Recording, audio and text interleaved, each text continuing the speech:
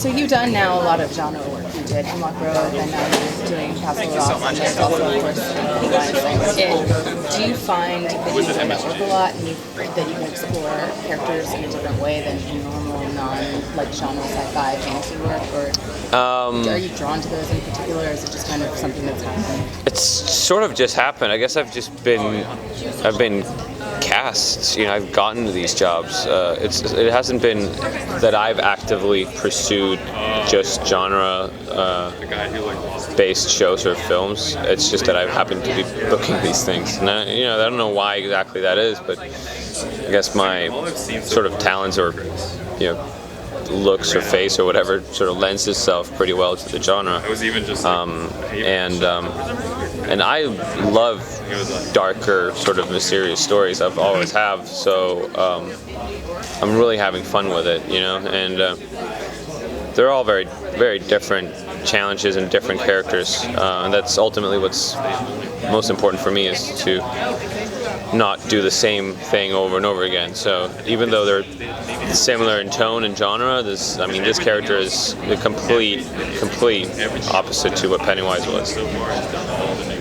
Actually, speaking of that, can you tell us a little bit about your character? Basically, no. So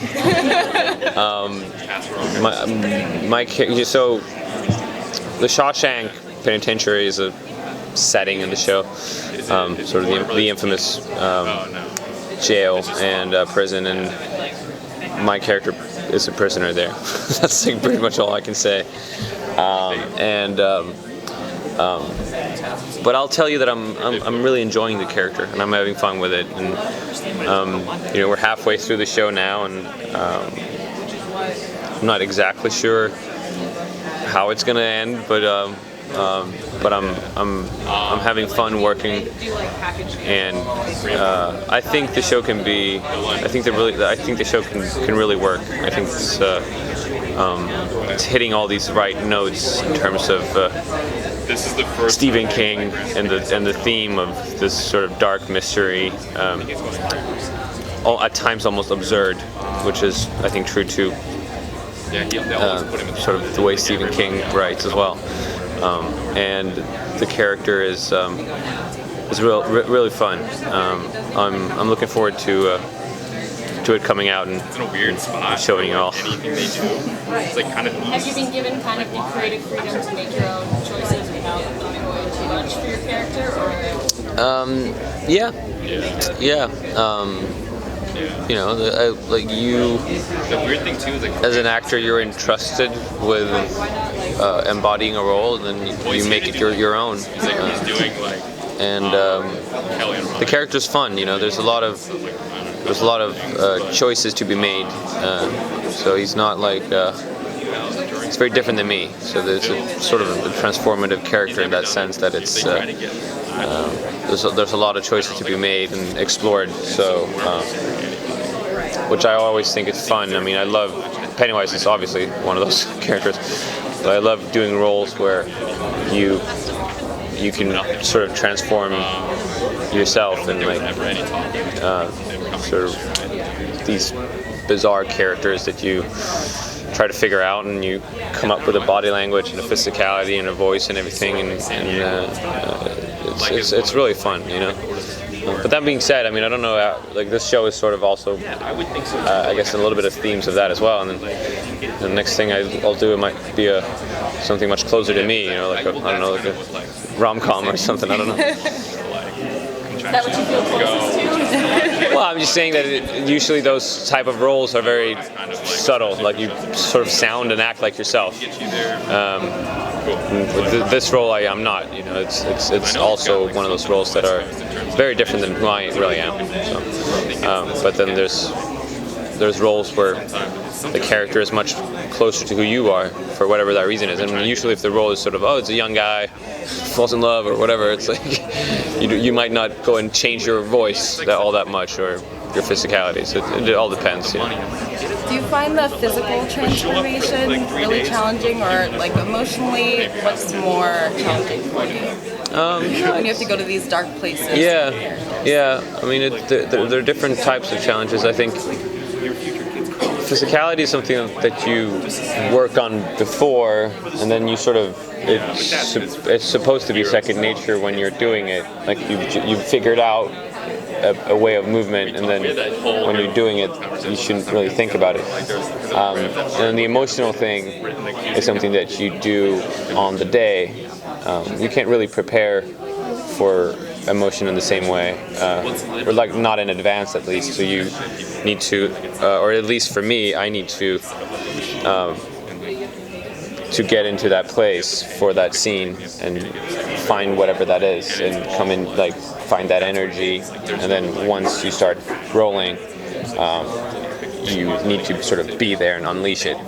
And there's different ways to achieve that, and sometimes it's harder days than others, and sometimes it's really easy. It's hard to control. It's sort of just a chemical thing that happens in your body. Something in Stephen King's work now that you've done more than one property is the humor, the way he looks at the world. Is there something Go ahead and do that. you really Yeah, but go ahead and do that. I think, I mean, I love, like, he has sort of this very absurd, almost like, his themes are scary and bizarre at the same time, which it's just a testament to his creativity. It's stories and worlds that are like completely original, and like where all these things come from. But ultimately, I think what really makes him work, or his work, so good, I think, is his characters. He's so detailed in describing people, and then horrible things happen to these people, and that is ultimately what is terrifying. So you get to know these people, and you recognize these people in maybe yourself, or people that you know, or people that you've met, and you know, he's very in tune to the minor little detail things and quirks that everyday people have, and then he sets that up, and then something terrible happens to the people. And I think that is sort of truly why his work becomes so sort of horrific. And I think that's what the show is trying to do as well, is sort of capturing that true essence of strong characters. And without it, I don't think any story works. You know. What do you think it is about small town Maine that makes it such a provocative setting for all these often different stories? Well, I mean, he's from there, so I think for him, he's all these places are, I think, to a degree, somewhat based on Bangor, Maine, which is where he's from. So I think it's just personal to Stephen King, and then he's sort of set all these stories around a place that he knows. And then there's something about small town that it's you know, a town like Castle Rock can be, the entire town can be cursed. Same thing with Derry. It's like it's the town itself is such a big character in the story, and sort of these terrible things happen to people living in these places. So people will know Shawshank from obviously the Shawshank Redemption, and that will be a familiar setting for audiences. But do you think that the Shawshank that will be visited in Castle Rock is very different from the Shawshank, or there are going to be similarities? It's definitely similarities. It's the same prison, so it is the same place. So the things that have happened in Shawshank has happened in Shawshank.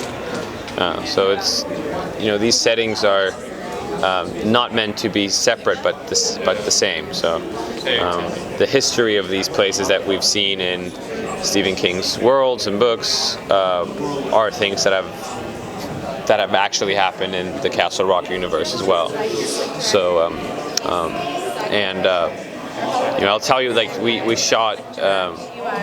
I'm not sure if I can even tell you what prison we used, but we used this old prison for the interiors, and it was truly haunted. Like they shut it down 25 years ago, but it was built during the Civil War, and it was just you walked around there, and inside of the cells, in the solitary wing, there's actually carvings and graffiti from the inmates that live there, and just horrific place. I mean, they had it open until '95, I think, and you walk in there, and it was built during the Civil War, and it looks like it. It's unfathomable that someone could live there only 20 years ago, because it was like there was no air conditioning, there was no nothing, right? And it's just a truly haunted place, and I think it will bring a lot to the show, and everything that I thought that Shawshank would be is sort of this place. So yeah, I'm excited to see it on the screen. Thank you.